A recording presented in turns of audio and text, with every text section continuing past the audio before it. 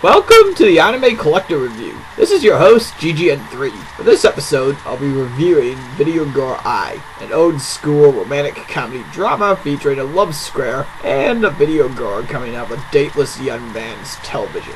I first seen Video Girl Ai back in 2003 via fan subs while I was in college, and finally got it on DVD just last year. It cost me about $20 for a used copy off Amazon in very good condition.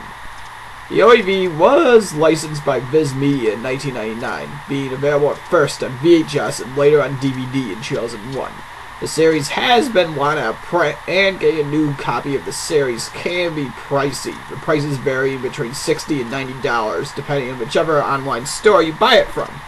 Used copies can be found online as well and can be bought for anywhere between $20 and $40 depending on the seller. Yota Moteroshi's love life sucks. He is called dateless by his classmates for not having a girlfriend. His love interest, Megumi Hayashibara, has feelings for his best friend Takashi Nimai, despite the guy having no interest in her, knowing of Yota's feelings, as Yota tries pushing a lot of relationship between Megumi and Takashi. Depressed over his unrequited love, Yota comes across a video store which mysteriously appears in front of him on his way home. Looking through the store, he comes across a videotape of one of many video gores. Gores that appear on the client's television screen and created with the purpose of comforting any client facing unrequited love.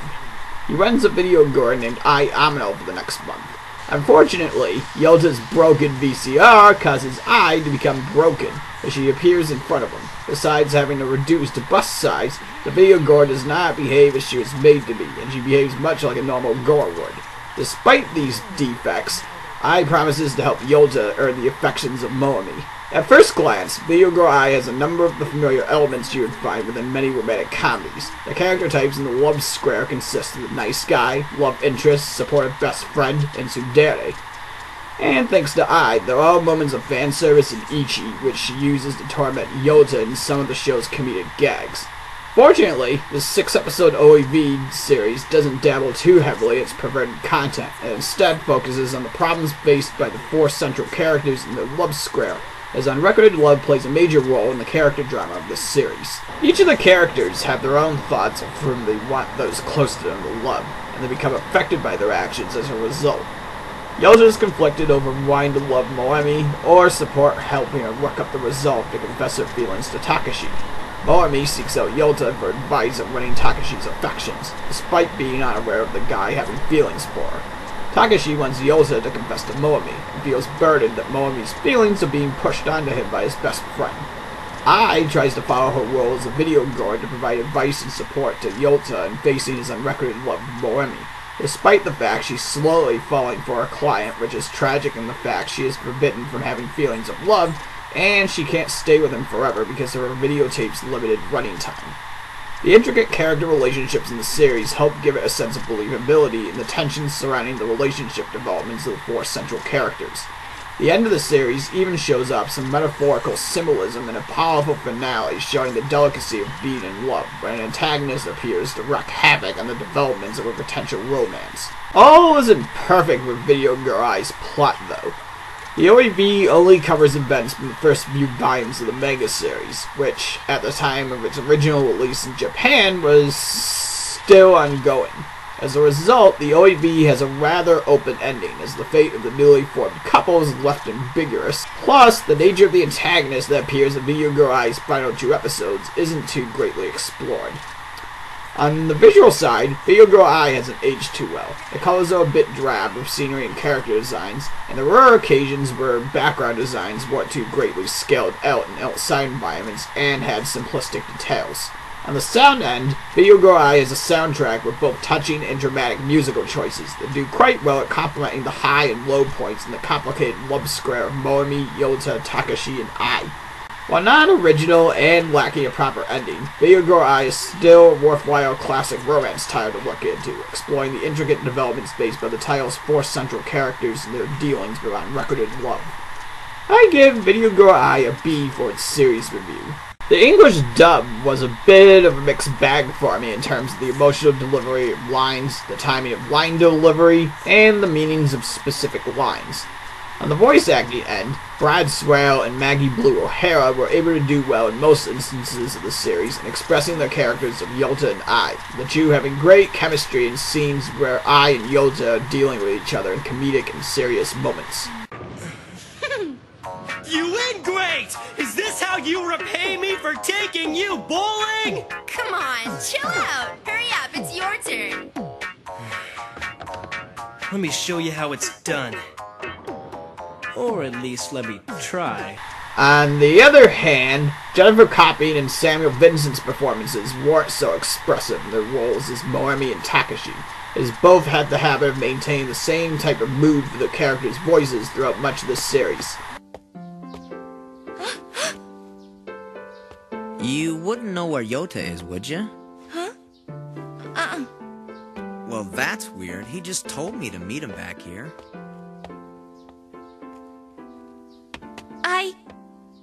Yeah? I think maybe he did it for me. What? Now, about the English dub script. It does retain the meanings of many of the Japanese version's original lines, though it often had the habit of hopping over a number of Japanese cultural references. It also changed around the meanings of some specific lines that impacted how viewers would interpret how the characters responded to major scenes.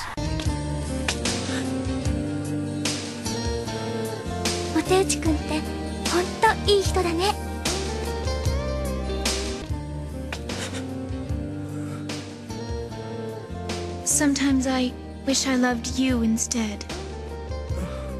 The dub also had a habit of mistiming the placement of spoken lines from the voice actors on occasion, adding them where they weren't placed in the original version.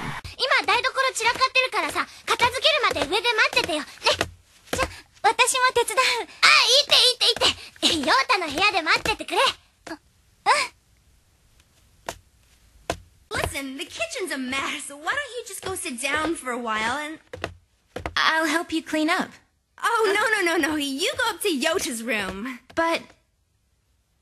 okay. On the plus side, the English version leaves the lyrics of the show's original soundtrack in its original language. Still, the dub for Video Girl Ai is a mixed bag, while having decent performances from Ai and Yota's voice actors, and the script being mostly faithful to the original version. The mistiming of line delivery, changing the meaning of lines in key scenes, and the subpar voice work for Moemi and Takashi's voice talent lead me to rate Video Girl Ai's English dub a C+. Video Girl Ai has the standard Japanese and English audio options, with the option of adding in English subtitles. Both audio options are in Dolby Digital 2.0 sound. One thing I do have to point out in Video Girl Ai's video is the use of hard subs. For those wondering what I mean by hard subs, there are two kinds of subtitles that can be found in videos, hard and soft. Soft subs are the captions that you have the option of switching around on, off, or in another language on DVD using the captions button or feature with your DVD player or computer software. Hard subs are subtitles that are put directly into the video of the DVD, meaning that you have no way to disable them like the soft subs. Otherwise, audio subtitle video options for Video Girl Ai receives a C for having the standard stuff. Video Girl Ai contains some additional features, a good amount coming off the omake sequences you see at the end of the title's first 5 episodes. The first 3 episodes are comical filler from the show's animated cast, which is worth checking out for some laughs. Episodes 4 and 5 feature live-action footage of interviews with 2 people who worked in some way with the show behind the scenes. Episode 4's omake features the manga creator of the series, Masakazu Katsuya, and Episode 5 features Noriko Sakai, the singer of the OAV's opening song, Yorishi Namida. Outside the omake, Video Girl Ai also has character profiles of the show's cast, and a printed interview with the title's director, Mizuho Nishikubo, coming from Viz's then-monthly anime and manga publication, Animerica. Overall, Video Girl Ai's extra features provide both comedy and a serious look into the development of the title. I'll give extra features for Video Girl Ai a B. This is it for this episode of the Anime Collector Review. Next time, I'll be looking into a TV title that features cyborg girls, violin cases loaded with guns, and a top-secret counter-terrorist government agency. Gunslinger Girl will be the next title of my collection to review. I am open to receiving suggestions for future reviews for my collection, and there is a complete listing of what titles I have yet to review that can be found on my YouTube channel. Otherwise, this is GGN3 signing off.